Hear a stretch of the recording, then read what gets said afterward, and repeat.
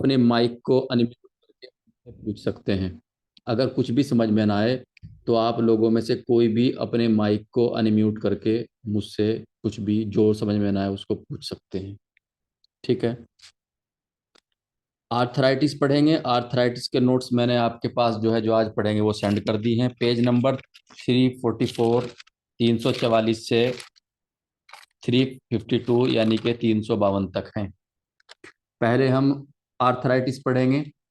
पहले हम आर्थराइटिस में यूनानी कॉन्सेप्ट पढ़ेंगे, यानी कि इसकी वजह क्या है, ये बीमारी क्यों हो जाती है, इसकी क्या निशानियां हैं, इसका क्या इलाज करते हैं यूनानी दवाइयों से, यूनानी एतबार से।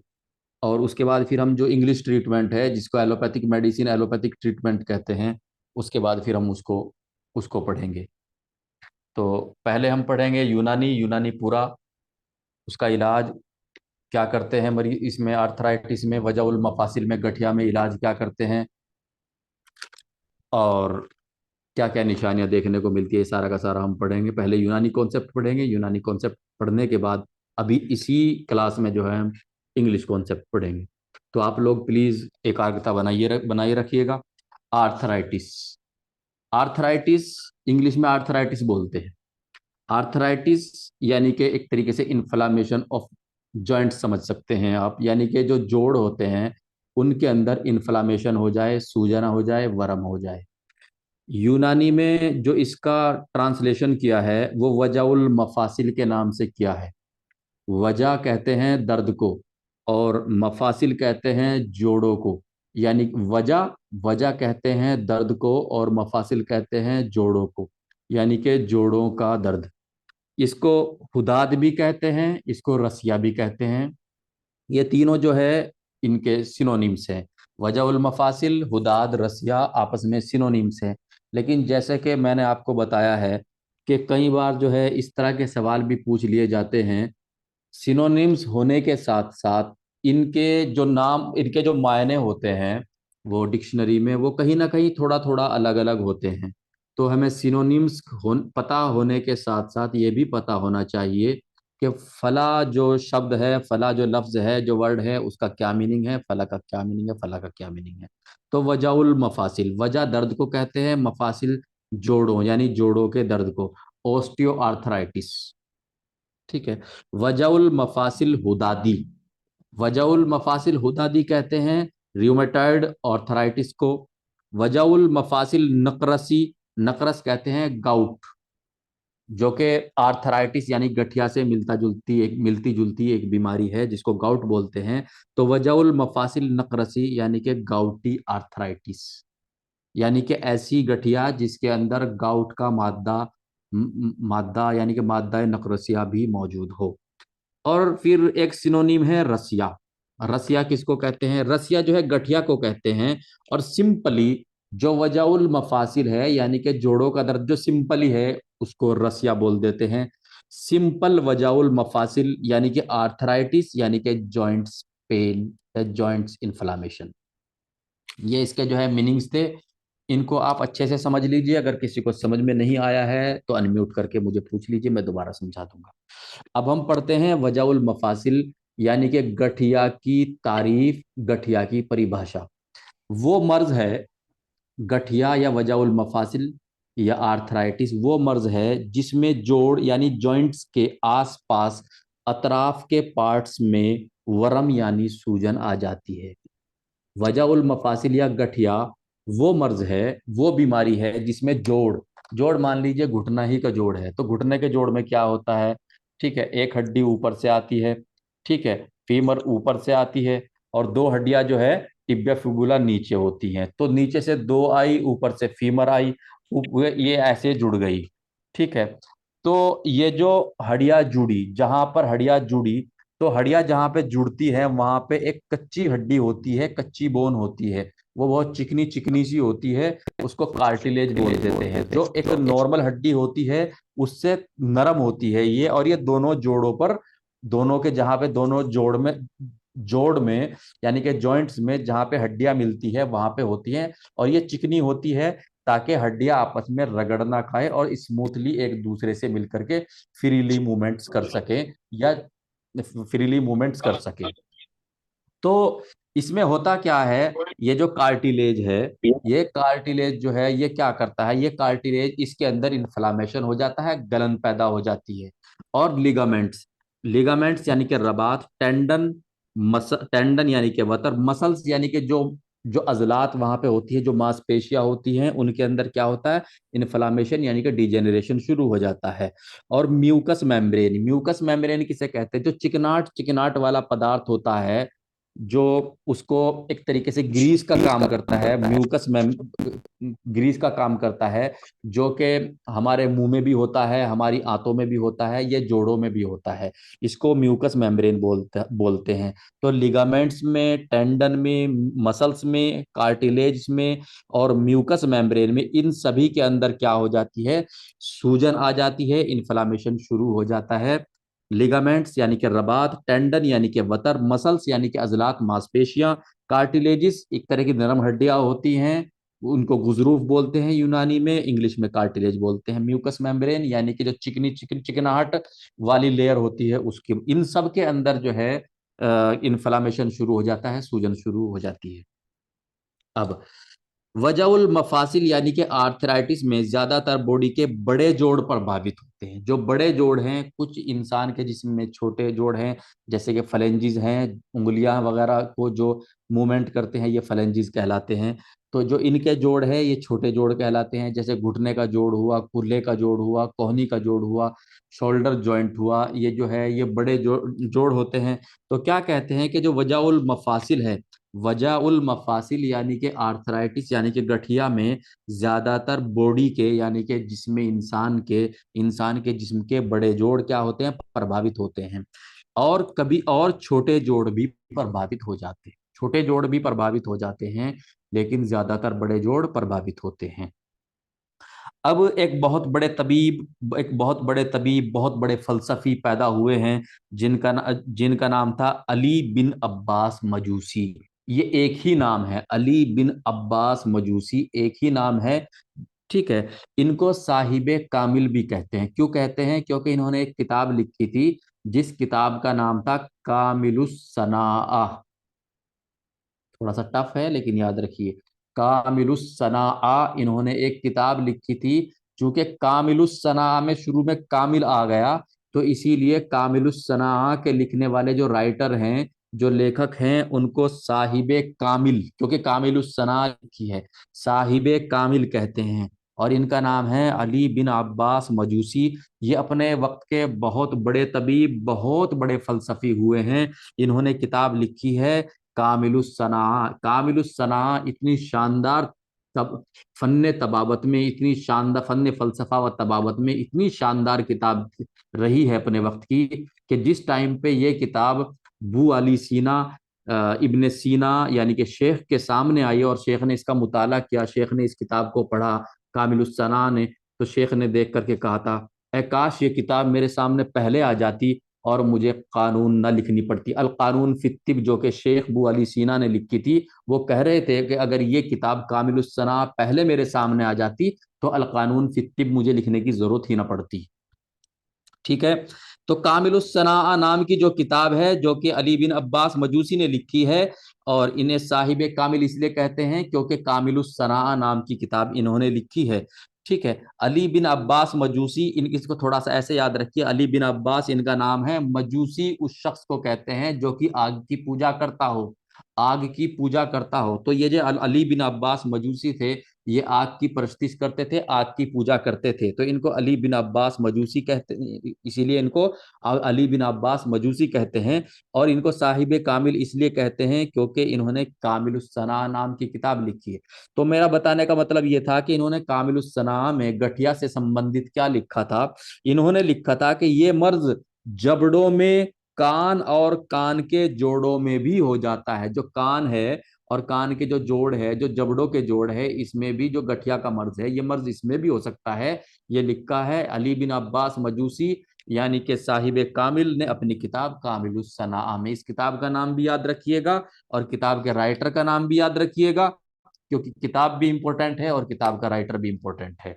और जो उन्होंने अपना एक कॉन्सेप्ट दिया है, अपना एक कथन दिया है, जो अपना एक बात रखी है, इस बात को भी याद रखना है कि ये कान और जबड़े के जो जोड़ होते हैं, गठिया वहां भी पैदा हो सकती है। जी। ये बीमारी औरतों और मर्द को, हम पढ़ रहे हैं यूनानी कॉन्सेप्ट, आप लोग इस बात को ध्यान रखिएगा ताकि पढ़ने में आसानी हो, समझने में आसानी हो।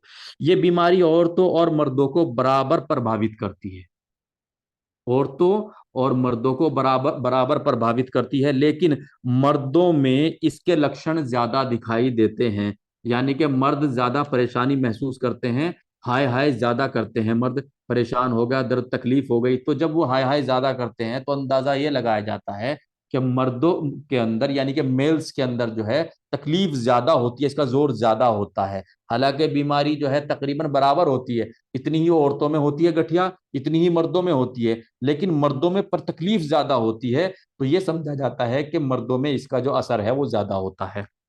होती बराबर है, इतने ही मर्दों को प्रभावित करेगी, इतनी ही औरतों को, लेकिन मर्दों में इसकी शिद्दत यानी कि इसका जो पावर है वो ज्यादा होती है, मर्दों को इससे परेशानी ज्यादा होती है। ठीक है। अब एक पॉइंट है, इसको ध्यान रखिएगा, इसी से संबंधित है, बच्चों और किन्नरों, बच्चों और किन्नरों को प्रभावित नहीं करती क्या गठिया? ठीक है, यानी बच्चों और किन्नरों को यह बीमारी नहीं होती। किन्नर ट्रांसजेंडर को बोलते हैं, किन्नर ट्रांसजेंडर को बोलते हैं, तो किन्नरों को नहीं होती और बच्चों को नहीं होती। यह बीमारी ठंडे इलाकों में रहने वाले लोगों को ज्यादा होती है। कौन सी बीमारी? गठिया। अब कॉजेज, इस बीमारी की वजह क्या है, क्यों होती है, कैसे होती है, इसके कारण क्या हैं, असबाब क्या हैं, माहियत यानी कि इटियोलॉजी क्या है, ये क्यों होती, वजह जानना चाहते हैं। तो जो शेख बू अली सीना, जिन्होंने अल कानून फी तिब लिखी है, जिनके बारे में मैं अभी जिक्र कर रहा था, तो उन्होंने इसके बारे में कहा है कि ये एक मुताअद्दी, मुताअद्दी कहते हैं संक्रमण, यानी कि इन्फेक्शन फैलाने वाली, इन्फेक्शन से फैलने या फैलाने वाली बीमारी, जो कि लगने वाली बीमारी है। शेख ने कहा था कि ये एक लगने वाली बीमारी है।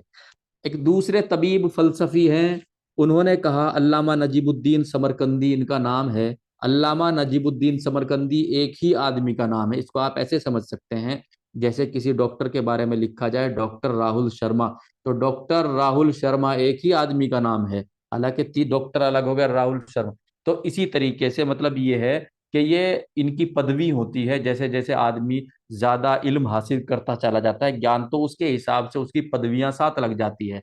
जैसे, ठीक है, इसी तरीके से अल्लामा नजीबुद्दीन समरकंदी ने कहा है कि यह बीमारी एक विशेष प्रकार के पदार्थ, अल्लामा नजीबुद्दीन समरकंदी क्या कहते हैं कि ये जो गठिया की बीमारी है एक विशेष प्रकार के पदार्थ यानी मादे से फैलती है, लगती है, जिसे हामिजे लबनी, हामिजे लबनी को ही तेजाब शीर कहते हैं। दोनों एक ही चीज है बिल्कुल, एक फारसी है एक अरबी है। हामिज लबनी यानी कि तेजाब शीर से फैलती है, तेजाब शीर से पैदा होती है। कौन सी, कौन कहते हैं? अल्लामा नजीबुद्दीन समरकंदी कहते हैं कि ये जो गठिया है ये हामिज लबनी यानी कि तेजाब शीर से पैदा होती है। अब तेजाब शीर को इन्होंने, तेजाब शीर जो है या हामिज लबनी है, उसको यूरिक एसिड कहा गया है। यानी कि अल्लामा नजीबुद्दीन समरकंदी के अनुसार ये जो है यूरिक एसिड यानी कि हामिज लबनी और तेजाब शीर पैदा होती है। यूरिक एसिड जो है एक फुजला है जो कि पेशाब में खारिज, आम तौर से नॉर्मली पेशाब में खारिज हो जाता है। ठीक है। उसी के बारे में ये कहा जा रहा है, अल्लामा नजीबुद्दीन समरकंदी कहते हैं कि जब वो जोड़ों में इकट्ठा होने लग जाए, वो फुजला, वो वेस्ट, वो खराब चीज जो कि पेशाब में निकल जाना चाहिए, जब वो जोड़ों के बीच में इकट्ठा होने लग जाता है तो उससे गठिया हो जाती है। ये अल्लामा नजीबुद्दीन समरकंदी कहते हैं, और शेख कहते हैं कि ये एक लगने वाली यानी कि इन्फेक्शियस डिजीज है। अब यूरिक एसिड का फॉर्मेशन कहाँ होता है? जैसे कि अल्लामा नजीबुद्दीन समरकंदी ने कहा कि ये यूरिक एसिड से होती है, तो फिर एक मामला ये आया कि यूरिक एसिड का फॉर्मेशन कहाँ होता है, यानी कि यूरिक एसिड कहाँ बनता है। तो यूरिक एसिड कहाँ बनता है, मॉडर्न तो ये कहती है कि जब यूरिन बनता है तो यूरिन में जो है एक फुजला है, एक तरीके से वेस्ट है, ये निकल जाता है पेशाब में। तो मॉडर्न कहती है, मॉडर्न क्या कहती है, यानी कि यूरिक एसिड को यूरिन मेटाबॉलिज्म का आखिरी प्रोडक्ट यानी कि पेशाब में निकलने वाला वेस्ट, वेस्ट कहती है। मॉडर्न साइंस यानी कि जो हमारी एलोपैथिक मेडिसिन है, जो इंग्लिश मेडिसिन है ये क्या कहती है कि यूरिन मेटाबॉलिज्म में निकलने वाला वेस्ट है यूरिक एसिड। लेकिन यूनानी कॉन्सेप्ट में क्या कहते हैं, थोड़ा सा यूनानी कॉन्सेप्ट में इसको ध्यान देना इसलिए जरूरी है क्योंकि यूनानी कॉन्सेप्ट में इसमें से एक सवाल आता है। यूनानी कॉन्सेप्ट के अनुसार यूरिक एसिड किस हजम के आखिर में पैदा होता है? किस हजम, हजम कहते हैं पचन पाचन को, यानी कि खाने हजम होने को। तो यूनानी कॉन्सेप्ट के अनुसार यूरिक एसिड किस हजम से पैदा होता है? क्योंकि हजम चार हैं। हजम कितने हैं? डाइजेशन चार हैं। अब एक्चुअली डाइजेशन चार है का मतलब आप ऐसे समझ लीजिए, जो हम खाना खाते हैं, कोई भी खाना खाता है, वो जो है उसके अंदर जो बाइल वगैरह डलता है वो पेट में और लीवर में जो है, लीवर में जाकर के क्या होता है, उसके अंदर जब बाइल यानी कि तेजाब वगैरह पड़ता है, हजम करने वाले जूस गिरते हैं, तो वो जाकर के क्या होता है, हो जाता है, हजम हो जाता है। लेकिन यूनानी का कॉन्सेप्ट ऐसा नहीं है कि लीवर उसको हजम कर देता है। यूनानी का कॉन्सेप्ट ये है कि सबसे पहले खाना कहाँ हजम होता है? पेट में हजम होता है और आंतों में होता है। पेट और आंतों के हजम को एक मान लिया गया है। यूनानी क्या कहती है? पेट में और आंतों में हजम होता है, उसके बाद जो है लीवर में हजम होता है, उसके बाद जो है वेसल्स में हजम होता है, और उसके बाद जो है ऑर्गन्स में, यानी कि जिस्म के हिस्सों में हजम होता है। यानी कि इन्होंने चार हजम बताए। अब इसमें कंफ्यूजन इसलिए है, एक्चुअली यूनानी में और मॉडर्न में कंफ्यूजन इसलिए है क्योंकि मॉडर्न तो ये कहती है कि डाइजेशन जो है वो मान लीजिए स्टमक में गए, स्टमक में कुछ हाइड्रोक्लोरिक एसिड वगैरह वहां मिले उसमें, फिर जो है बाइल वगैरह जो है लीवर ने मिला दिया, और पेट में और आंतों में जो है इंसान का जो खाना उसने खाया वो हजम यानी कि डाइजेशन हो गया।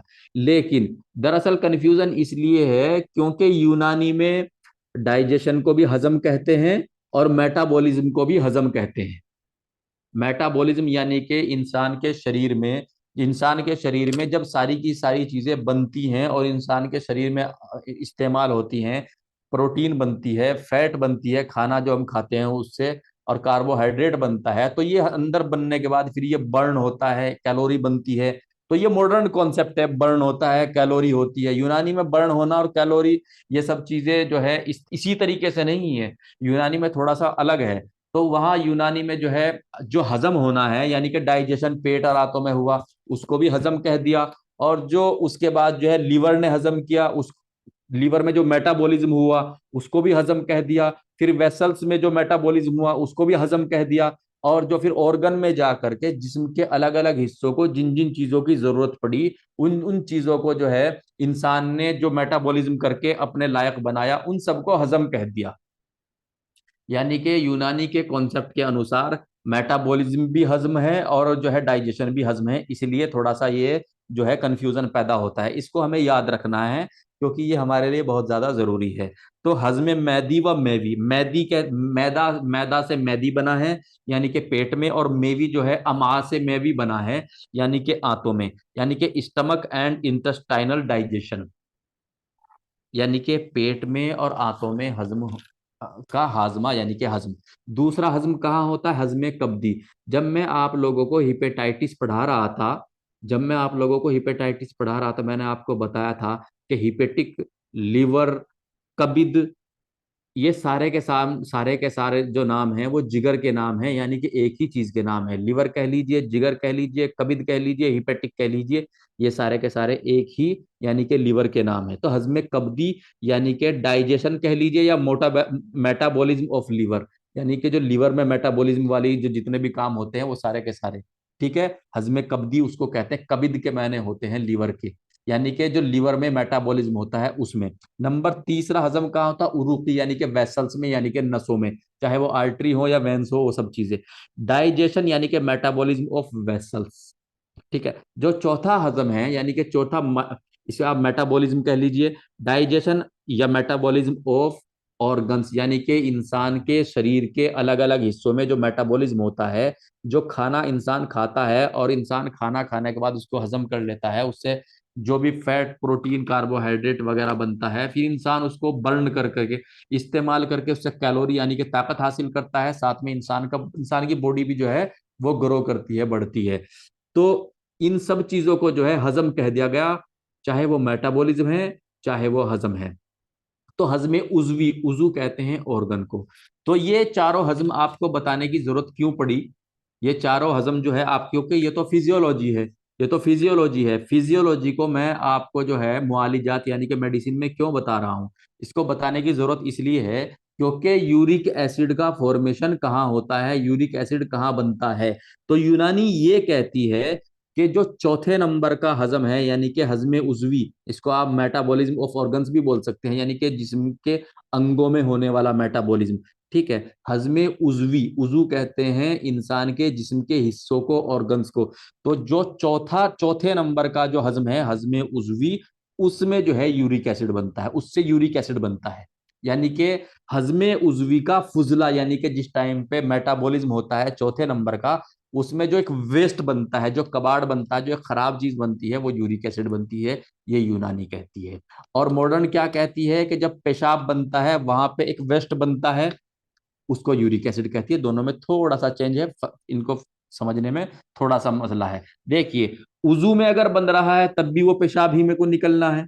अगर ऑर्गन में बनना है, इंसान के जिस्म में बनना है, जब भी तो पेशाब में कोई निकलना है। और अगर गुर्दों में को छनना है तब भी वो पेशाब में कोई निकलना है। ठीक है, मामला एक ही है, थोड़ा सा जो है हल्के से पॉइंट को आगे पीछे करने की बात है। तो हजम उजवी यानी कि मेटाबॉलिज्म ऑफ ऑर्गन्स के बाद जो है पैदा होता है क्या? Uric acid. यूरिक एसिड कब पैदा होता है? जो हम हजमे उजवी यानी कि इंसान के ऑर्गन्स में जब मेटाबॉलिज्म हो जाता है, तो उसके बाद जो वहां से कबाड़ यानी कि वेस्ट बनता है, वो यूरिक एसिड होता है। ये यूनानी कहती है। हजमे उजवी का चौथा नंबर है, पहला नंबर जो मैदी व मैवी का, दूसरा कब्जी का, तीसरा उरुक का। तो चौथा चौथा किसका है? हजमे उजवी का है। तो हजमे उजवी का चूंकि चौथा नंबर है, और मैं आपको बताऊं फारसी में चौथे को चहारुम कहते हैं। चौथे को क्या कहते हैं? चहारुम कहते हैं। तो इसलिए हजमे उजवी को हजमे चहारुम भी कहते हैं। और हजमे चहारुम के बाद जो वेस्ट बनता है, जो कबाड़ बनता है, वो क्या बनता है? यूरिक एसिड बनता है। अब ये कह रहे हैं मादा नुकरस, या नुकरस बोलते हैं। ये भी एक तरह की जो है गठिया ही है। लेकिन इसके अंदर क्या होता है, यूरिक एसिड जो है वो जोड़ों के बीच में आकर के इकट्ठा होने लग जाता है। तो ये क्या कह रहे हैं कि ये भी हजमे उजवी यानी कि हजमे चाहरुम जो भी हमने बताया था, उसी का फुजला यानी का उसी का वेस्ट होता है। ये भी यानी हजमे उजवी के बाद पैदा होता है क्या? मादा नुकरुसिया, यानी कि गाउट पैदा करने वाला जो मादा होता है, जिससे गाउट पैदा होता है, वो भी हजमे उजवी यानी कि हजमे चहारुम यानी कि चौथे नंबर का जो हजम है उसके बाद पैदा होता है। वजाउल मफासिल, वजह कहते हैं दर्द को, मफासिल कहते हैं जोड़ों को। मैं बार बार इसलिए बता रहा हूं ताकि आप इसमें कंफ्यूज ना हो जाए। वजाउल मफासिल यानी कि आर्थराइटिस यानी कि गठिया, और नुकरुस यानी कि गाउट। ठीक है, वैसे तो दोनों अलग अलग चीजें हैं, लेकिन दोनों का मादा जो है वो कभी ना तो पकता है, यानी कि जैसे मवाद पड़ जाती है, पक्कन पड़ जाती है, ऐसा नहीं होता इनमें। ना कभी पकता है और ना कभी इसमें पीप पड़ती है। ठीक है, शेख क्या कहते हैं? शेख के अनुसार इस बीमारी का मादा पीप जैसा होता है। शेख ये कहते हैं, शेख इब्ने सीना ये कहते हैं कि जो इनका मादा होता है, आर्थराइटिस का जो मादा होता है, वो पीप जैसा होता है। इस बीमारी की वजह क्या क्या होती है? इस बीमारी की वजह जो है लिखी है यूनानी किताब में, क्या लिखी है? लिखी है गरीबी, गरीबी की जिंदगी।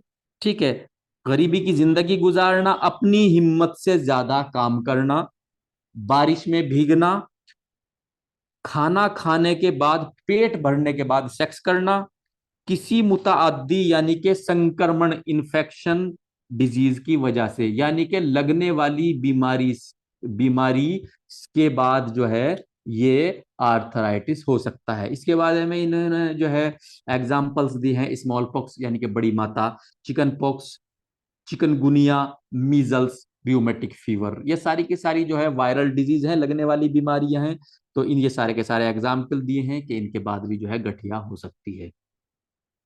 अब मादा, अगर हम मादे के एतबार से देखें यानी कि पदार्थ के एतबार से देखें, तो पदार्थ के हिसाब से वजाउल मफासिल यानी कि गठिया जो है वो चार प्रकार की होती है। नंबर एक बलगमी, जिसको वजउल मफासिल बलगमी कहते हैं। नंबर दो दमवी यानी कि खून वाली, जिसके अंदर जो है कहीं ना कहीं खूनी मादा यानी कि ऐसा खून जो कि गैर तबाई गैर तबाई असरात में आ गया है, उसको वजउल मफासिल दमवी कहते हैं। वजउल मफासिल सफरावी, जिसमें जो है मादा जो है वो सफरावी सफरावी हिसाब का हो। और वजउल मफासिल सौदावी, जिसमें खिलते सौदा के गैर तबाई यानी कि एबनॉर्मल हालत में पहुंचने के बाद जो वजउल मफासिल यानी कि आर्थराइटिस पैदा होती है, उसको वजउल मफासिल सौदावी कहते हैं।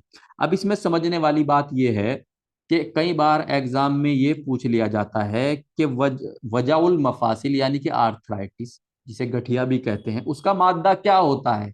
तो उस ये जो इसका जवाब है बलगमी। जवाब जो होंगे वहां चार होंगे, बलगमी, दमवी, सफरावी, सौदावी। आपको बलगमी लगाना है। वजउल मफासिल यानी कि गठिया में जो मादा होता है, ज्यादातर ये बीमारी बलगमी मादे की वजह से होती है। कई बार दमवी मादे की से भी होती है, बहुत कम सफरावी होती है, और वेरी वेरी रेयर यानी कि शाजो नादिर कभी कभार किसी सौदावी सौदावी जो खिल्त है इसकी वजह से भी हो जाती है। लेकिन सौदावी खिल्त की वजह से ये बीमारी बहुत कम, कभी कभार शाजीन और नादिरी होती है। ज्यादातर बलगमी, कुछ कभी कुछ कहीं दमवी यानी कि खून खून के गैर तबी हालत में पहुंचने से, और फिर सफरावी बहुत कम, और सौदावी बिल्कुल कम। यानी कि सबसे ज्यादा बलगमी, बलगम से कम दमवी यानी कि खूनी, खून से कम सफरावी, और सबसे कम यानी कि ना के बराबर सौदावी जो खिल्त है उनके गैर तबी हालत में पहुंचने के बाद और जो आर्थराइटिस पैदा होती है, जो वजउल मफासिल पैदा होता है, उसमें सबसे ज्यादा बलगमी, उसके बाद दमवी, उसके बाद सफरावी, उसके बाद सौदा। इनको याद रखना है, ऐसे ही सीरियल वाइज क्रम वाइज याद रखना है। अब क्या कहते हैं, देखिए ये मादे के हिसाब से था, ये किसके हिसाब से था, मादे के हिसाब से। अब मैंने आपको कई बीमारियों के बारे में पढ़ाया है, मैंने बताया है कि बीमारियां जो होती हैं उनका मामला ऐसा होता है कि बीमारी का जो हमला इंसान के ऊपर होता है, वो इंसान के ऊपर जो हमला बीमारी का होता है वो कई तो बार तो होता है एक्यूट, एकदम एकदम होगा, थोड़े पीरियड के लिए होगा, और एकदम जो है बहुत ज्यादा नुकसान करेगा। उसका जो पीरियड होगा छोटा होगा, और जो उसका नुकसान होगा बहुत बड़ा होगा। जैसे कि कोरोना, कोरोना जब सेकंड वेव यानी कि दूसरी लहर आई, तो मेरे ख्याल से 12 या 14 दिन की थी, लेकिन उसने बहुत ज्यादा नुकसान किया। ठीक है, तो ये क्या थी, एक्यूट। एक्यूट यानी कि एकदम जो बहुत शदीद तेज हमला हो, थोड़े टाइम के लिए हो, ज्यादा नुकसान करे, उसको एक्यूट बोलते हैं। ये लफ्ज बार बार आएगा, एक्यूट जो है ये शब्द बार बार आएगा, बहुत सी बीमारियों में आएगा, इसको समझ लीजिए। एक्यूट हमला वो हमला होता है जो थोड़े समय के लिए हो, लेकिन बहुत ज्यादा तेजी के साथ हो, बहुत ज्यादा नुकसान करने वाला हो। और क्रोनिक वो हमला होता है जो आराम आराम से घुन की तरह किसी चीज को खाता है, लेकिन उसका जो नुकसान होता है वो नुकसान थोड़ा थोड़ा करके चलता है। हालांकि ये भी एक वक्त पे आकर के है हलाक, हलाक यानी कि इंसान को खत्म कर देता है इंसान अगर इलाज ना किया जाए। लेकिन इसमें इतना, इसमें जो शिद्दत होती है, जो उसकी तीव्रता होती है, वो बहुत ज्यादा नहीं होती। तो एक्यूट को यूनानी में हाद कहते हैं, और मुजमिन को और क्रोनिक को यूनानी में मुजमिन कहते हैं। क्रोनिक यानी कि आराम आराम से लंबे टाइम तक चलने वाला। क्रोनिक बीमारी की, इस बीमारी का सबसे अच्छा उदाहरण ट्यूबरकुलोसिस है, टीबी। क्योंकि टीबी इंसान को एकदम खत्म नहीं करती। ठीक है, टीबी इंसान को ऐसे ही करती है, मान लीजिए कोई रद्दी का जो है बंडल है, उसके अंदर घुन लग गया है, और देखने में वो लगता है जैसे सामने रखा हुआ है, घुन उसे आराम आराम से जो है साल 2 साल में खत्म कर देता है।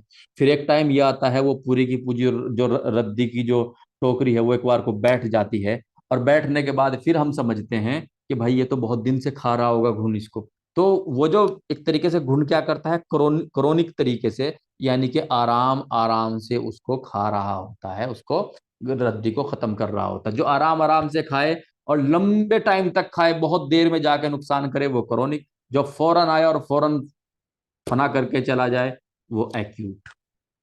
तो सीवियरिटी के यानी कि तीव्रता के हिसाब से दो टाइप हैं, एक एक्यूट यानी कि फौरन फौरी, और दूसरी क्रॉनिक।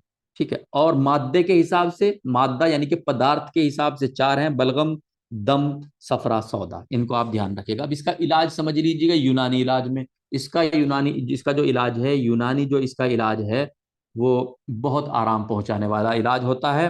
तो इसमें क्या करते हैं, अगर खिलते बलगम की वजह से, सबसे पहले तो इसको समझने की जरूरत होती है यूनानी में कि जो जो गठिया हुई है मरीज को, उसका मादा कौन सा है, बलगमी है, दमवी है, सफरावी है या सोदावी है। फिर उसी हिसाब से इलाज होता है। तो अगर मान लीजिए जो मरीज है जिसको ये परेशानी है, उसको बलगमी मादे की वजह से जो है गठिया है, तो उसको कौन कौन सी दवाइयाँ देंगे, वो दवाइयाँ देंगे जो कि बलगम को, बलगमी मादे को पाखाने में, पेशाब पाखाने में खारिज कर दे, यानी कि मुसहिले बलगम व मुंजिजे बलगम, यानी कि पेशाब पाखाने में बलगम को निकाल दे। सबसे पहले वो दवाई देते हैं। वो कौन कौन सी दवाइयाँ हैं आपको ये भी याद रखनी है।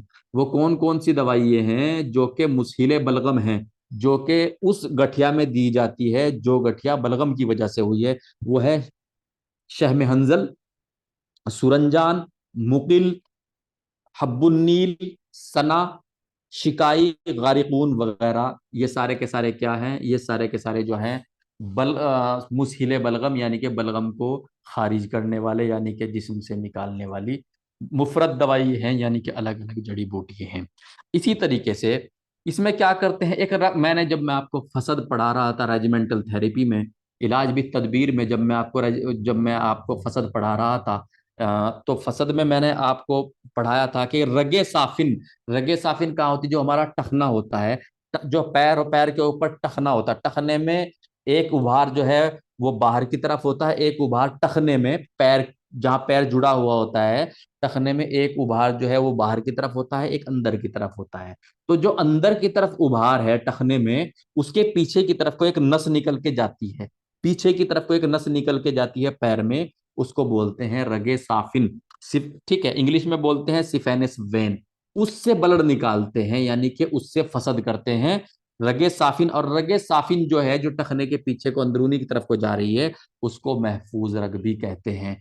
और जब फसद करेंगे तो फसद करते टाइम उन सभी बातों का ध्यान रखेंगे कि मरीज कितनी फसद बर्दाश्त कर सकता है, कितना खून निकालने बर्दाश्त कर सकता है, कितना खून बर्दाश्त नहीं करेगा। मरीज की हिम्मत और उसकी बीमारी को देखते हुए फसद करें और उसी एतबार से ब्लड को खारिज करें। एक क्या होता है, वजउल मफासिल आर्थराइटिस, अगर सफरावी या सौदावी की वजह से है, यानी कि खिलते सफरा या खिलते सौदा की वजह से है, तो किन किन किन दवाइयों को इस्तेमाल करेंगे, वो दवाइयाँ इस्तेमाल करेंगे जो कि मुसहिले सफरा, यानी कि सफरा को दस्तों में निकाल दे, या मुसहिले सौदा, यानी कि सौदा को दस्तों में निकाल दे, उन दवाइयों का इस्तेमाल करेंगे। और उनमें कौन कौन सी है, सकमूनिया है, गारिकून है, आलू बुखारा है, तमर हिंदी यानी कि इमली है, सना है, हलेला स्याह है, ये सब दवाई हैं, ये सब जड़ी बूटियां हैं। ठीक है, ये मुश्किल सफरा यानी कि सफरा को पाखाने में निकालने वाली, और मुश्किल सौदा यानी कि सौदा को पाखाने में निकालने वाली है। अब दो पॉइंट है, इनको एग्जाम के उससे याद रख लेना, उसके बाद फिर मैं आपको यूनानी में इसका पूरा इलाज बता रहा हूँ। सबसे ज्यादा जो वजउल मफासिल यानी कि गठिया होती है, वो बलगमी मादे की वजह से होती है। और सबसे कम जो वजउल मफासिल यानी कि आर्थराइटिस यानी गठिया होती है, वो सौदावी, जो सबसे कम होती है वो सौदावी मादे की वजह से होती है। और सबसे ज्यादा जो गठिया होती है वो बलगमी मादे की वजह से होती है। अब इसका इलाज जो है वो समझ लीजिए। मा कुछ जो पहले इलाज बता रहा हूँ वो चटनी फॉर्म में बता रहा हूँ। माजून सुरंजान 7 ग्राम सुबह, 7 ग्राम शाम। माजून सुरंजान 7 ग्राम सुबह, 7 ग्राम शाम, दूध के साथ देंगे। ठीक है, माजून फलास्फा 7 ग्राम सुबह, 7 ग्राम शाम, इसको भी दूध के हमराह देंगे। हब्बे अजाराकी 3 गोली सुबह, 3 गोली शाम देंगे। माजून शीर अलवी खान 5 ग्राम सुबह, 5 ग्राम शाम देंगे। जवारिश जालिनूस जो है वो खाली पेट देंगे। जवारिश जालिनूस जो है, सॉरी, वो खाना खाने के बाद देंगे, 5 ग्राम सुबह देंगे, 5 ग्राम शाम देंगे। और जवारिश जरगूनी अंबरी, ये भी 5-5 ग्राम सुबह शाम देंगे। इसको ऐसा नहीं है कि सारी की सारी एक साथ चला देंगे, मरीज की बीमारी की हद देखेंगे कि मरीज की बीमारी की सीवियरिटी कितनी है, यानी कि बीमार मरीज को बीमारी ने कितना ज्यादा घेर लिया है। फिर उसी हिसाब से ये दवाइयाँ जो है उसकी बीमारी की कम या ज्यादा होने के हिसाब से इन दवाइयों को भी कम या ज्यादा मतलब इस्तेमाल कराएंगे। दूध से अगर जरूरत महसूस करते हैं दूध से, पानी से अगर महसूस करते हैं पानी से, खाली पेट अगर जरूरत महसूस करते हैं खाली पेट कराएंगे, और अगर खाना खाने के बाद महसूस करते हैं तो मरीज के मर्ज की नौयत को, उसकी कंडीशन को देख करके इस्तेमाल कराएंगे। अब ये सब क्या है, ये चटनिया फॉर्म में है। अगर मुफरद यानी कि अलग अलग दवाइयों में इस्तेमाल करें, मुफरद यानी कि जो जड़ी बूटियां होती हैं उनको ज्यादातर दो तरीके से इस्तेमाल करते हैं। या तो उनका जोशांदा बना लेते हैं, यानी कि उबाल करके उसको छान करके वो पी लेते हैं, ठीक है। या क्या करते हैं, उनका पाउडर बना लेते हैं। जो मुफरत दवाइयाँ होती हैं उन दवाइयों का क्या करते हैं, पाउडर बना लेते हैं, और पाउडर बनाने के बाद जो है उनकी मिकदार खुराक, यानी कि उनकी जो मात्रा होती है उसको क्लियर कर लेते हैं कि भाई इतनी इतनी मरीज को खिलानी है, और उसके बाद खिलाना शुरू कर देते हैं। जैसे असगंध नागौरी है, अगर असगंध नागौरी का सफूफ यानी कि पाउडर यानी कि फंकी बना ली जाए तो 3 ग्राम सुबह 3 ग्राम शाम देंगे। इसी तरीके से हलेला जर्द, सना, सुरंजान शीरी और तुरबुद सफेद, इन चारों दवाइयों का भी सफूफ बना लेंगे, इनकी फंकी बना लेंगे और मरीज को देना शुरू करेंगे, 5 ग्राम सुबह 5 ग्राम शाम। और ये बहुत ज्यादा फायदा पहुंचाएंगी गठिया में। तो ये हमारा यूनानी कॉन्सेप्ट यहाँ पे क्लियर हो गया है। आपको इसमें से कुछ भी पूछना है मुझे पूछ लीजिए। अब यहीं से मैं शुरू कर रहा हूँ इंग्लिश कॉन्सेप्ट, यानी कि मॉडर्न कॉन्सेप्ट पढ़ते हैं आर्थराइटिस का, यानी कि एलोपैथी क्या कहती है वो पढ़ते हैं। आर्थराइटिस, आर्थराइटिस को गठिया भी कहते हैं, पहली बात। मॉडर्न में पहली बात क्या कि आर्थराइटिस को गठिया भी कहते हैं। और 12 अक्टूबर को विश्व आर्थराइटिस डे मनाया जाता है। ये12 अक्टूबर। 12 अक्टूबर, इस डेट को आप अच्छे से याद रखना, क्योंकि आपके एग्जाम में जो यूनानियंस हैं, जो यूनानी स्टूडेंट्स हैं, उनके एग्जाम में जो है आधा, जो तकरीबन 50% पूछा जाता है वो यूनानी से पूछा जाता है। और आधी चीजें जो है, जो मॉडर्न मेडिसिन है, जो एमबीबीएस वाली चीजें हैं, एमबीबीएस डॉक्टरी वाली चीजें हैं, यानी कि एलोपैथिक जो मेडिसिन है वो पूछा जाता है। तो आपको दोनों चीजों पे बराबर कमांड, यानी कि बराबर जो है आपको पूरा आना चाहिए। तो 12 अक्टूबर को विश्व आर्थराइटिस डे मनाया जाता है, ताकि आर्थराइटिस के प्रति जो है जागरूकता पैदा की जाए। अब आर्थराइटिस की परिभाषा क्या है? आर्थराइटिस में एक या एक से ज्यादा जोड़ में सूजन आ जाती है, और जोड़ों के बीच की रगड़ यानी कि फ्रिक्शन बढ़ जाती है। जो जोड़ हैं, जो कि फ्रीली मूवमेंट करने चाहिए, फ्रीली चलने चाहिए, इनके अंदर क्या होता है, इनके अंदर जो है रगड़ यानी कि फ्रिक्शन पैदा हो जाती है, ठीक है। इसमें मरीज को बहुत ज्यादा दर्द होता है, जोड़ों को चलाने यानी कि मूवमेंट कराने में तकलीफ यानी परेशानी होती है, बहुत दर्द होता है। क्योंकि जो चिकनाहट है, जो कार्टिलेज है वो गलने लग जाता है, और जो हड्डियां हैं वो आपस में रगड़ खाने लग जाती हैं, फ्रिक्शन होने लग जाता है। आर्थराइटिस में जोड़ों के बीच में मौजूद कार्टिलेज की परत धीरे धीरे डीजेनरेट यानी कि खत्म होने लग जाती है, यानी गलने लग जाती है, जिससे जोड़ बनाने वाली हड्डियों में घिसाव होता है, जिससे हड्डियों में भी डीजेनरेशन यानी कि गलन शुरू हो जाता है, जिससे मरीज को दर्द होता है। अब टाइप्स ऑफ आर्थराइटिस, आर्थराइटिस के प्रकार क्या क्या हैं? आर्थराइटिस के जो है 3 प्रकार हैं मॉडर्न में, ठीक है। यूनानी में मादे के एतबार से 4 प्रकार हैं, और इसकी सीवियरिटी के एतबार से 2 प्रकार हैं। लेकिन मॉडर्न में एलोपैथी में इसके 3 प्रकार हैं, इसकी 3 किस्में हैं। नंबर 1 ऑस्टियो आर्थराइटिस, ठीक है। नंबर 2 इन्फ्लामेटरी आर्थराइटिस, और नंबर 3 सेप्टिक आर्थराइटिस। अब जो ऑस्टियो आर्थराइटिस है इसकी आगे 2 किस्में हैं, जो इन्फ्लामेटरी आर्थराइटिस है इसकी आगे 3 किस्में हैं, लेकिन जो सेप्टिक आर्थराइटिस है वो खाली सेप्टिक आर्थराइटिस है, उसकी एक ही किस्म है। तो ओस्टियो आर्थराइटिस को जो है इसको 2 हिस्सों में बांटा गया है। नंबर 1 प्राइमरी, यानी कि जब शुरुआती हो, और नंबर 2 सेकेंडरी, यानी कि जब ये बहुत ज्यादा बढ़ गई हो, ठीक है।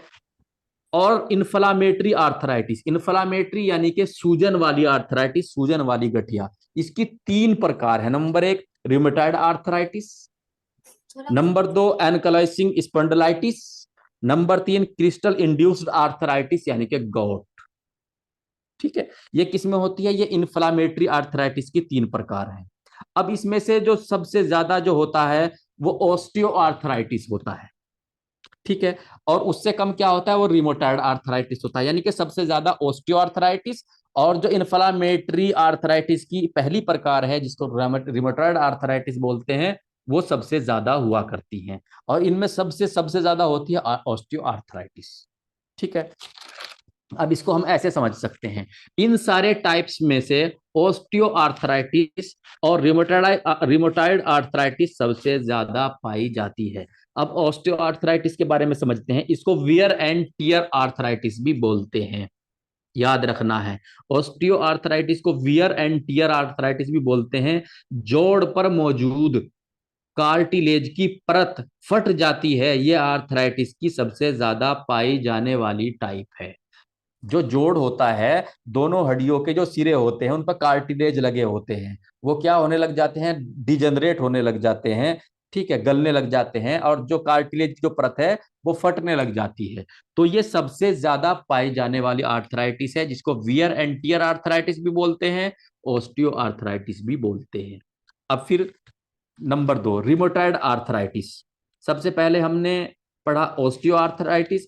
ओस्टियो आर्थराइटिस के बाद, उसके बाद हम इन्फ्लामेटरी आर्थराइटिस की जो एक पहली प्रकार है जिसको रिमोटाइड आर्थराइटिस बोलते हैं, उसके बारे में जानते हैं। किसको कहते हैं, इसको शॉर्ट में रिमोटाइड आर्थराइटिस को आर ए भी लिख देते हैं। ये ऑटो इम्यून यानी इंसान की इम्यूनिटी सिस्टम अगर हेल्दी सेल्स को ही डिजेनरेट कर दे, यानी अपने आप पैदा होने वाली आर्थराइटिस।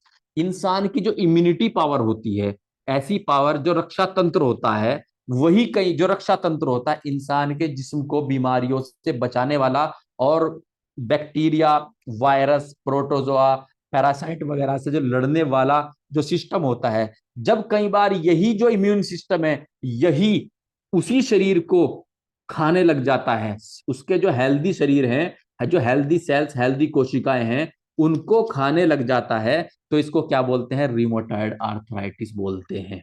इंसान के खुद का रक्षक तंत्र, रक्षक ही जब भक्षक बन जाए, यानी कि रक्षक जिसका काम इंसान के शरीर की इम्यूनिटी देना है, इंसान के शरीर को बचाना है, वही सिस्टम जो है जब भक्षण करने लग जाए, यानी कि जो अच्छी सेल्स हैं, जो हेल्दी सेल्स हैं, उनको खाने लग जाए, ठीक है, तो इसको, इसमें क्या होती है, इसमें जो हो जाती है रिमोटाइड आर्थराइटिस, इसको आर ए भी बोलते हैं, आर ए भी बोलते हैं। अब इन्फ्लामेशन वाली किसी बीमारी में भी रिमोटाइड आर्थराइटिस हो सकती है। इन्फ्लामेशन क्यों, देखिए, इन्फ्लामेशन, इन्फ्लामेटरी आर्थराइटिस के 3 प्रकार हैं, और उन तीनों प्रकार में से रिमोटाइड आर्थराइटिस पहली प्रकार है। इसका मतलब यह हुआ कि इन्फ्लामेशन से इसका बहुत ही करीब का नाता है, यानी कि इन्फ्लामेशन से होने वाली जितनी भी बीमारियां हैं, जैसे कि मैंने जो है आपको एग्जाम्पल दिया था, small pox, chicken pox, chikungunya, measles, rheumatic fever, ये सारे के सारी वायरल डिजीज है, यानी कि वायरस से होने वाली बीमारियां हैं, और इनके बाद ये रियोमेटॉइड आर्थराइटिस हो सकता है। अब इन्फ्लामेटरी आर्थराइटिस की जो दूसरी प्रकार है वो है एनकाइलोसिंग स्पॉन्डिलाइटिस या स्पाइन की आर्थराइटिस। रीढ़ की हड्डियां जो इंसान की होती हैं, जो नीचे की रीढ़ की हड्डी होती हैं, जो लंबर स्पाइन होता है, नीचे की रीढ़ की हड्डियां, कुल्लों से ऊपर और पसलियों से नीचे की जो रीढ़ की हड्डियां होती हैं, इसमें क्या होता है, ये जो रीढ़ की हड्डियां होती है लचकदार होती हैं, फ्रीली मूवमेंट, यानी कि लचक, आगे पीछे दाएं बाएं जो मूवमेंट होती है उसको करने के लिए ये फ्री होती हैं। लेकिन यही यही मूवमेंट जो है, अगर यही हड्डियां जो है, जो एक के ऊपर एक रखी हुई है, रीढ़ की हड्डी जो कि फ्रीली मूवमेंट कर रही हैं इधर उधर दाएं बाएं आगे पीछे, जब ये जुड़ने लग जाए आपस में, तो इंसान की कमर का क्या बन जाएगा, तख्ता, और इंसान को हिलना डुलना क्या हो जाएगा, मुश्किल। तो उसमें क्या हो जाता है, एनकाइलोसिंग स्पॉन्डिलाइटिस या स्पाइन स्पाइन आर्थराइटिस हो जाएगा। स्पाइन कहते हैं रीढ़ की हड्डी को। इसमें रीढ़ की हड्डियां आपस में जुड़ जाती हैं, जिससे रीढ़ की हड्डी की लचक खत्म हो जाती है। अब एक चीज होती है गाउट, जो इन्फ्लामेटरी जो इन्फ्लामेटरी आर्थराइटिस है, उसकी जो तीसरी प्रकार है वो है क्या है, वो गाउट है, ठीक है। इसको हमने पढ़ा था क्रिस्टल इंड्यूस्ड आर्थराइटिस, जो गाउट है। अब गाउट में क्या होता है, आर्थराइटिस की इस किस्म में जोड़ के बीच में यूरिक एसिड जो होता है ना, यूरिक एसिड, उसके हार्ड क्रिस्टल्स, यानी कि उसके जो मतलब पार्टिकल्स हैं, वो जमा होने लग जाते हैं, उसको बोल देते हैं गाउट। अब सबकी डेफिनेशन अलग अलग है। वियर और टियर में कार्टिलेज डिजेनरेट होता है, रिमेटॉइड आर्थराइटिस में किसी इन्फेक्शन वाली बीमारी के बाद होता है, और स्पाइन आर्थराइटिस यानी कि एनकाइलोजिंग स्पॉन्डिलाइटिस में रीढ़ की हड्डी की हड्डियां जुड़ने लग जाती हैं, और गाउट में क्या होता है, यूरिक एसिड के हार्ड पार्टिकल्स जमा हो जाते हैं। अब एक नई चीज है, पांचवा नंबर जो आर्थराइटिस का है मॉडर्न में, एलोपैथिक में, वो क्या है, जुवेनाइल आर्थराइटिस। जुवेनाइल कहते हैं बचपन को क्या क्या कहते हैं, जुवेनाइल को, या चाइल्डहुड आर्थराइटिस। ध्यान देने की बात है, थोड़ा सा प्लीज एकाग्रता बनाइए, ठीक है। जो जुवेनाइल आर्थराइटिस या चाइल्डहुड आर्थराइटिस यानी कि बचपन की गठिया। अब हमने यूनानी में अभी क्या पढ़ के आए हैं, हम यूनानी के मुताबिक बचपन में यानी कि बच्चों को और किन्नरों को आर्थराइटिस गठिया नहीं होती, हम अभी ये पढ़ के आए थे। लेकिन मॉडर्न क्या कह रहा है कि जुवेनाइल आर्थराइटिस यानी कि बचपन की आर्थराइटिस। तो इसमें क्या है, इसमें मरीज का इम्यून सिस्टम यानी कि वो सिस्टम जो कि इंसान को जो है बीमारियों से, कीटाणुओं से, बैक्टीरिया से, वायरस से, प्रोटोजोआ से, पैरासाइट से बचा के रखता है, वही सिस्टम जोड़ के आसपास के टिश्यू को खा जाए, जोड़ के आसपास के टिश्यू को खा जाए, डिजेनरेट कर दे। और ये हालत 16 साल की उम्र में होती है। 16 साल में एक तरीके से बच्चा ही माना जाता है, 16 साल का जो मतलब कानून है वो 16 साल का, अगर बच्चा जो बालिग भी हो जाता है उसको भी बच्चा ही माना जाता है। तो चूंकि 16 साल के को बच्चा माना जाता है, इसलिए इस आर्थराइटिस को जुवेनाइल आर्थराइटिस या चाइल्डहुड आर्थराइटिस कहते हैं। लेकिन यूनानी क्या कहती है कि बच्चों को आर्थराइटिस नहीं होती, किन्नरों को आर्थराइटिस नहीं होती। और मॉडर्न क्या कहती है कि 16 साल में जो आर्थराइटिस होती है वो जुवेनाइल आर्थराइटिस होती है। हमें दोनों को समझना है और दोनों को उनकी जगह ठीक समझना है। अब इसके कारण क्या है, यूनानी में तो हमने पढ़ा था, इसके कारण गरीबी में जिंदगी जीना, ठीक है, और बहुत सारी चीजें हैं, बारिश में भीग जाना, अपनी हिम्मत से ज्यादा काम करना, खाना खाने के बाद सेक्स करना, वगैरह वगैरह। लेकिन मॉडर्न में इसकी क्या वजह है, मॉडर्न में क्या कारण है। नंबर एक, फैमिली हिस्ट्री, यानी कि अगर माँ बाप को है तो बच्चे को होने के भी चांस बनते हैं। इसको मोरूसी कहते हैं इंग्लिश यूनानी में, यानी कि वो बीमारियां जो कि माँ बाप से बच्चों में पहुंच जाती हैं उनको मोरूसी कहते हैं, ठीक है। तो फैमिली हिस्ट्री यानी कि पारिवारिक हिस्ट्री। अब दूसरी क्या है, कोई बहुत ज्यादा खेलने वाला व्यक्ति यानी कि स्पोर्ट पर्सन है, कोई खिलाड़ी है, ठीक है, जिसके जोड़ों पर ज्यादा दबाव पड़ता है तो उसको भी आर्थराइटिस होने के चांस बनते हैं। नंबर तीन, कोई ऑटो इम्यून डिजीज या वायरल डिजीज यानी कि वायरस से होने वाली बीमारियां, जो कि मैंने अभी के अभी बिल्कुल अभी आप लोगों को बताया था, small pox, chikungunya, measles, rheumatic fever, इनके बाद भी क्या हो सकता है, आर्थराइटिस यानी कि गठिया पैदा हो सकती है। अब आर्थराइटिस होने का चांस किसको ज्यादा होता है, एक चीज ये है, नंबर एक, 60 साल से ज्यादा उम्र वाले लोगों को यानी कि बूढ़े लोगों को, बुजुर्गों को ज्यादा चांस रहता है। नंबर दो, स्मोकिंग यानी कि बीड़ी सिगरेट पीने वालों को, एक्सरसाइज ना करने वाले को, जो एक्सरसाइज नहीं करते, वुमेन्स यानी औरतों में मर्दों की अपेक्षा ज्यादा होती है। यूनानी क्या कहती है कि औरतों और मर्दों को बराबर प्रभावित करती है। यूनानी क्या कहती है कि ये जो गठिया है ये औरतों और मर्दों को बराबर प्रभावित करती है, लेकिन यानी मर्दों को इसकी परेशानी ज्यादा होती है। मतलब फंसते तो हैं इस बीमारी में दोनों बराबर, औरतें भी और मर्द भी, लेकिन मर्द को तकलीफ ज्यादा होती है, ये यूनानी कहती है। लेकिन हमारी एलोपैथिक क्या कह रही है, जो मॉडर्न मेडिसिन है, जो इंग्लिश मेडिसिन है, वो क्या कहती है, इंग्लिश ट्रीटमेंट क्या कहती है कि औरतों में मर्दों की अपेक्षा गठिया ज्यादा होती, ठीक है। मोटापा भी इसकी वजह हो सकता है, क्योंकि अगर किसी का शरीर भारी है तो वो जो भारी भरकम शरीर है उसका वजन जो है उसी के घुटनों पे, उसी के कूल्हों पे रुकना है।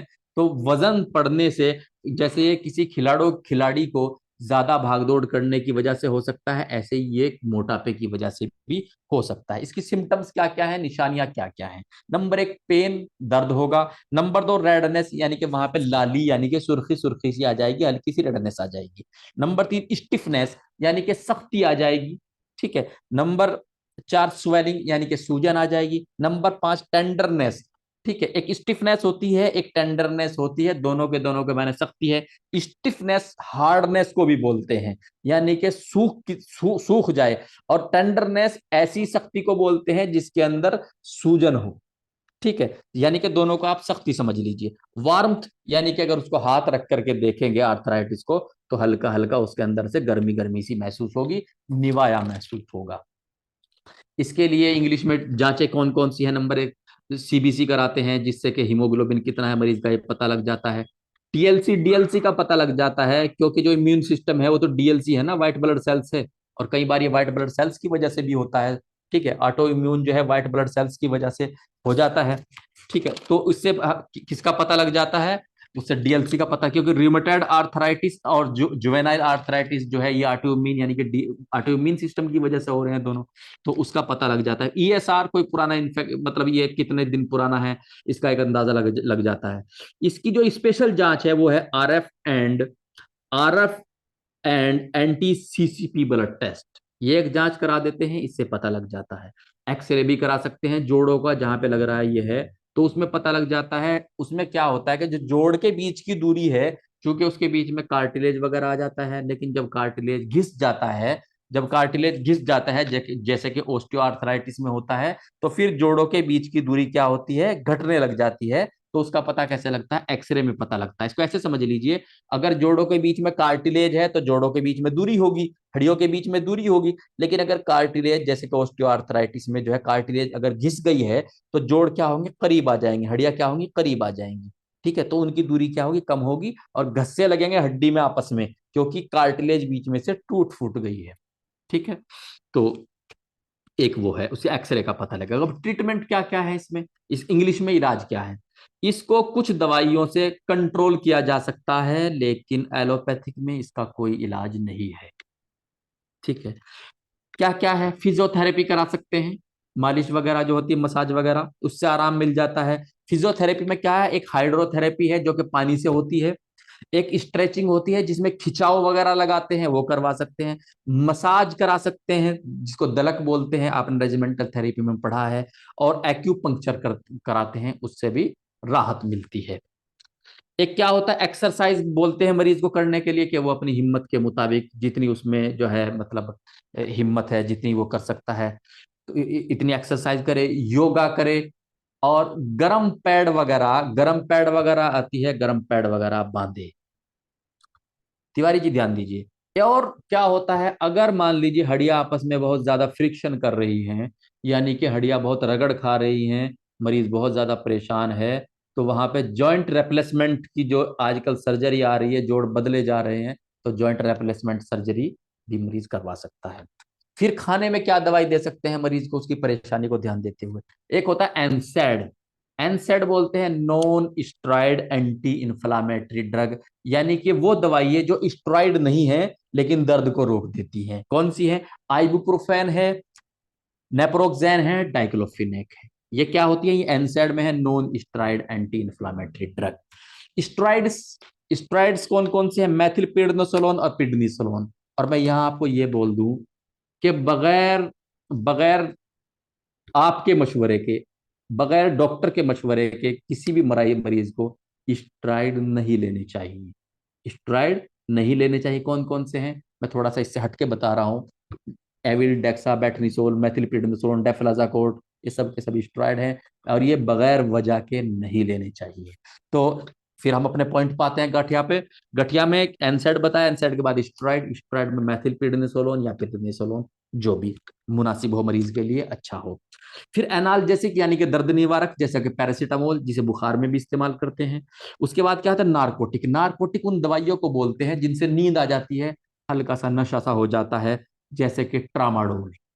ठीक है, और इम्यूनोसप्रेसिव, क्योंकि जो इम्यून सिस्टम है, कई बार वही हेल्दी हेल्दी टिश्यू को, हेल्दी सेल्स को खाने लग जाता है, तो इम्यूनोसप्रेसिव दवाइयाँ इसमें चला देते हैं, ताकि ये जो गठिया है ये आगे ज्यादा ना बढ़े, और हेल्दी सेल्स जो हैं वो डिजेनरेट ना हो, खत्म ना हो। तो ये जो इसमें इम्यूनोसप्रेसिव चलाते हैं उसमें है मीथो मीथो ट्रेक्जेट और लेफ्लुनोमाइड, यानी कि अरावेरा और अरावा, ये दोनों दवाइयाँ जो हैं ये क्या है? इम्यूनोसप्रेसिव हैं।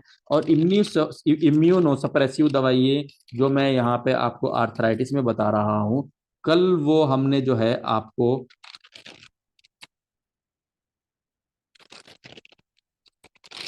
एक जगह और भी बताई थी, कोई बताएगा मुझे, कोई स्टूडेंट मैंने कहाँ बताई थी इम्यूनिसप्रेसिव दवाइयाँ कहाँ रोकनी है? कोई स्टूडेंट मुझे बताएगा कि इम्यूनिसप्रेसिव दवाइयाँ कहाँ मतलब नहीं देते?